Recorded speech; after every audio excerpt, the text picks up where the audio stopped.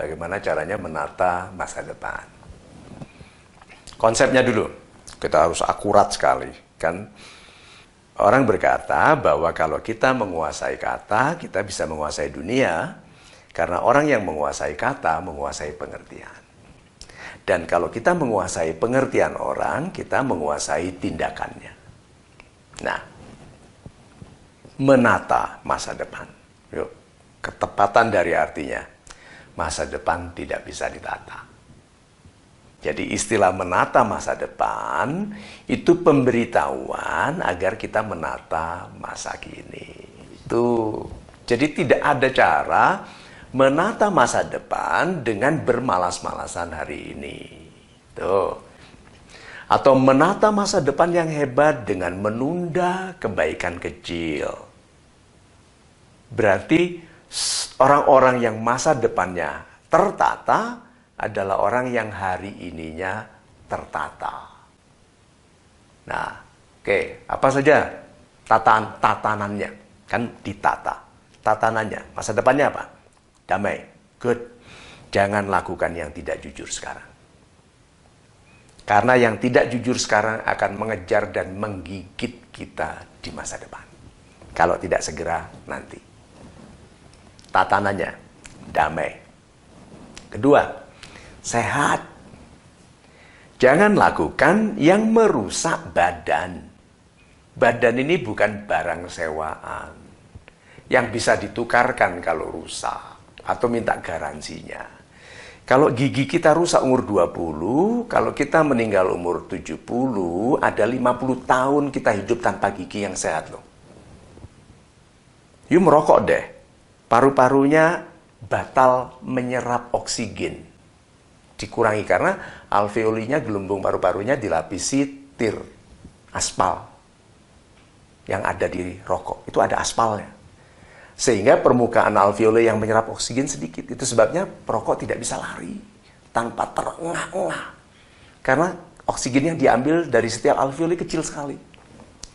Nah, paru-parunya sudah turun kapasitasnya. Pada umur 16 tahun. Rencana meninggal oleh Tuhan kan dulunya tadinya panjang, tapi sekarang diperpendek. Nah, katakan saja umur 55. Lihat tuh, dari 16 tahun ke 55 tahun dia menggunakan paru-paru yang cacat. Jadi menata kehidupan, kedamaian, jujur, kesehatan, disiplin. Pada hal-hal yang memelihara kesehatan, termasuk pola hidup. Oke, kemudian bernama baik masa depan. Berarti jangan bermusuhan. Jangan membenci, jangan menyebarkan permusuhan, jangan menghasut, jangan menghina orang yang akan ingat Anda pernah menghinanya. Namanya bisa batal di masa depan. Oke. Berilmu. Ini sekolah. Pak Mario enak ngomong begitu karena rajin. Salah. Saya itu pemalas super.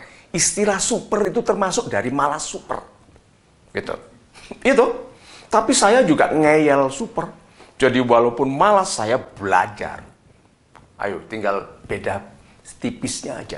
Saya malas super, saya juga bandel super. Sedikit lebih.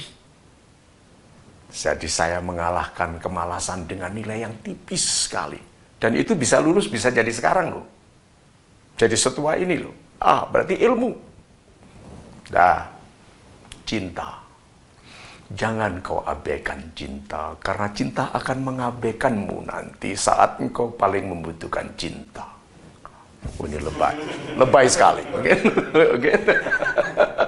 Cinta itu loh, reputasi kita sekarang sebagai PHO, perusahaan hubungan orang, PHK, pemberi harapan kosonger, gitu kan?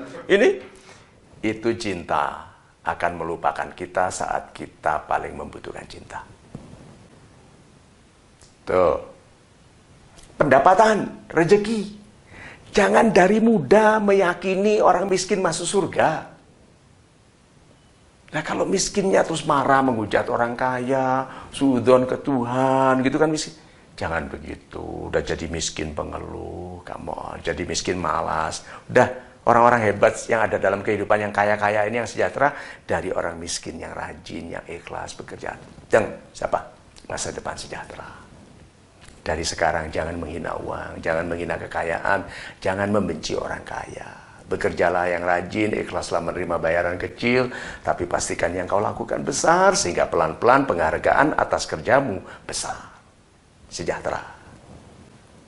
Keluarga.